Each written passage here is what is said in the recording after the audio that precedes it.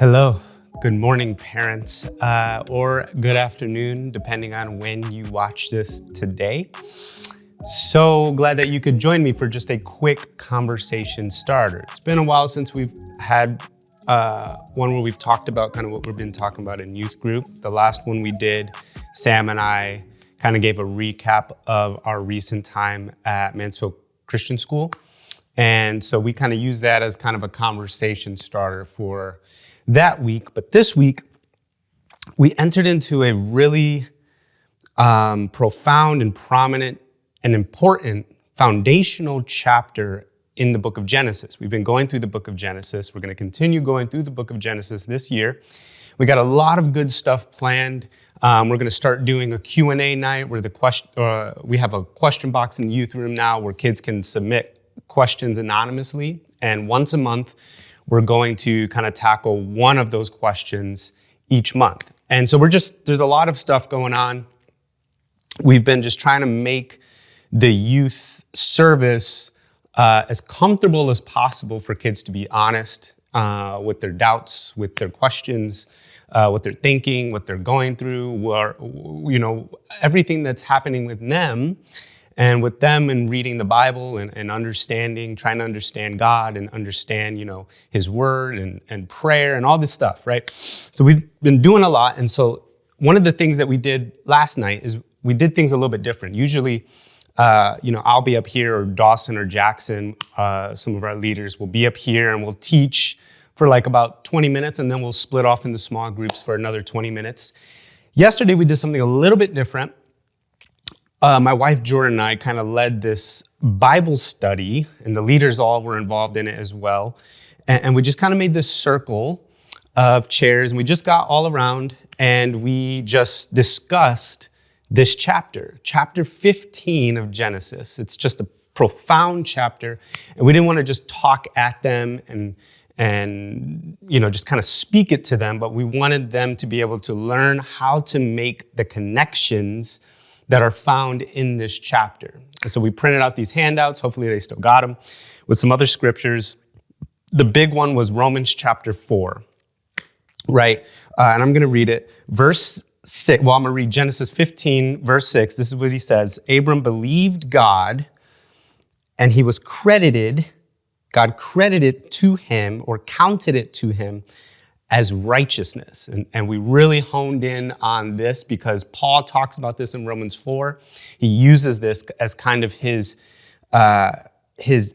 evidence that faith was the only way that God had required people to become righteous. The law didn't make people righteous, faith did.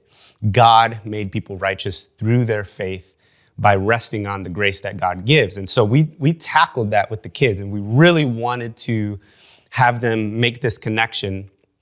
And later on in chapter 4 of Romans, Paul will go on to say that Abram did not consider his body, which was as good as dead, or the barrenness of his wife's womb, Sarah, but he did not waver in unbelief, but he was fully convinced that God was able to do exactly what he said that he would do, which was produce in him an heir, an offspring, that by him all nations would be blessed. And so in the same way, we connected this to Romans in Ephesians 2, where Paul, in his letter to the Ephesians, says that we were as good as dead. We were dead in our trespasses, but we were made alive in Christ Jesus. And so we talked about how there's this temptation to try to produce righteousness in our lives, right? Maybe we want more faith. And so we think, okay, I'll do this thing and I'll do more of this.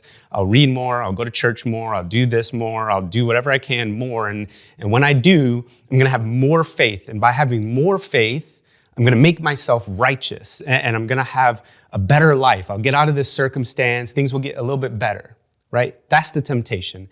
And really what we were trying to get the kids to understand was, hey, listen, you are dead apart from Jesus, and you won't be able to produce your own righteousness. You cannot produce your own righteousness apart from your faith in Jesus, which is actually Jesus producing your righteousness. He's covering it. So we talked about that. It was great. We had the leaders discussing. My wife and I were discussing it. We were just leading the kids in this. And today I'm not going to give you 3 questions to hone in with your student. Whenever you guys have discussions or devotions, maybe at the dinner table or after dinner or maybe in the morning, whenever it is, I want you guys, parents, to read Genesis 15 again.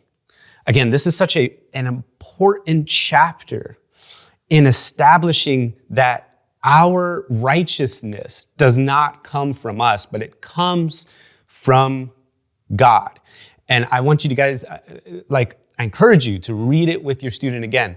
Read Romans chapter 4 again with them. Read Ephesians 2 with them. Even read Hebrews 11. We didn't really get into it, but it talks about Abram, right? Read Galatians 2. Galatians talks about Abram. And so it's all over the scriptures. If you have a study Bible, use your cross references, and then just really engage with your student and ask them just questions that come to your mind, maybe questions that you've had yourself. Maybe that could be, when do you more easily fall into the temptation to try to produce your own righteousness? That's a good question to maybe ask. When are you most vulnerable to try to produce your own righteousness? Maybe it's when you're weak, or maybe it's during loss, or maybe when things are going very, very well, right? Maybe another question would be, why is this so important for us to understand as we try to walk with Jesus? This is, I think, one of the most important questions you can ask them. Why is this so important for us to understand if we want to walk with Jesus? And I'm not going to answer it for you. I'm just going to leave it out there. I want you to think about it, parents. I want you to discuss it with your kids because, again, this is such an important thing to grasp, and it's going to be so important for them to understand this, and that it will be deeply rooted in them as they grow up and they go to college and they get into high school, or they do all these stuff and they get into the workforce and they get into the world and circumstances start to happen to them, and all of these things will happen.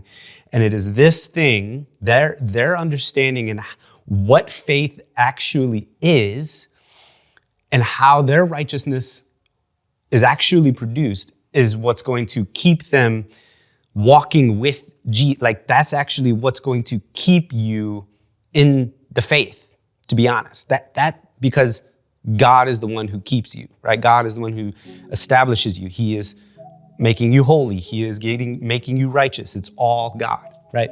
And so I'll leave it that with you guys. I hope you guys have a great week. I hope some great discussions come up from as you guys read Genesis 15, maybe Romans 4, Ephesians 2, some other cross references that you guys might know.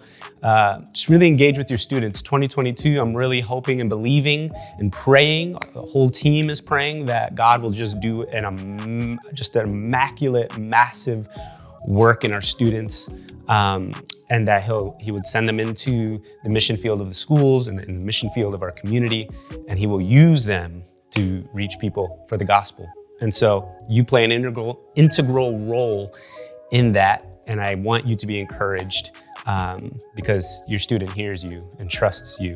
And so I encourage you with that. Hope everything goes well this week. I'm praying for you guys. Thank you very much for watching.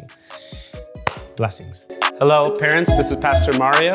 Thank you guys for joining us for this week's conversation starter. If you want more ways that you can engage with your youth, you can check out the other conversation starters here on my side. Thank you guys for joining us. Hope you guys are doing well.